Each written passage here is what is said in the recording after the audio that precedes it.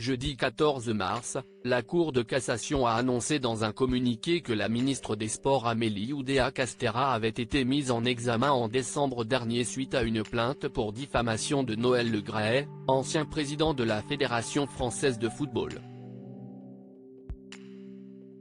Les semaines se suivent et se ressemblent pour Amélie Oudéa-Castéra, qui ne semble plus être lâchée par les polémiques.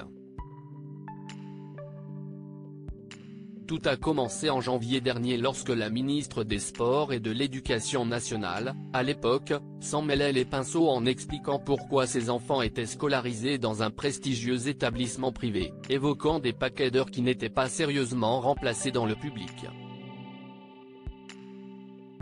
Face à la colère de nombreux internautes, journalistes et opposants politiques, la ministre s'était vue retirer l'Éducation nationale de ses fonctions. Depuis, chacune de ses sorties est minutieusement scrutée, comme cette semaine lorsqu'elle a défendu Aya Nakamura, victime de racisme, après la sortie d'Emmanuel Macron au sujet d'une participation de la chanteuse lors de la cérémonie d'ouverture des Jeux de Paris 2024. Vers une confrontation judiciaire ? Une longue semaine, puisqu'elle a enchaîné avec une mise en examen révélée ce jeudi par la Cour de cassation.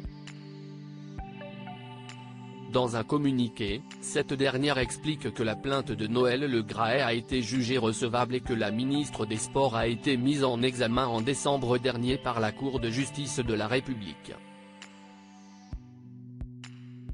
Pour rappel, l'avocat de l'ancien président de la Fédération française de football avait déposé plainte pour diffamation à l'encontre d'Amélie Oudéa-Castéra en février 2023 suite à la démission du patron du foot français.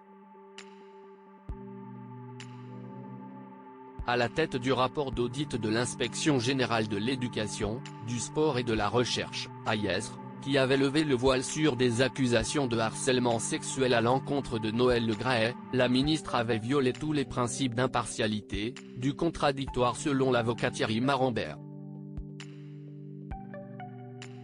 L'ancien patron de la FFF et la ministre des Sports, qui ne se portent pas dans le cœur l'un de l'autre, se retrouveront désormais devant les tribunaux.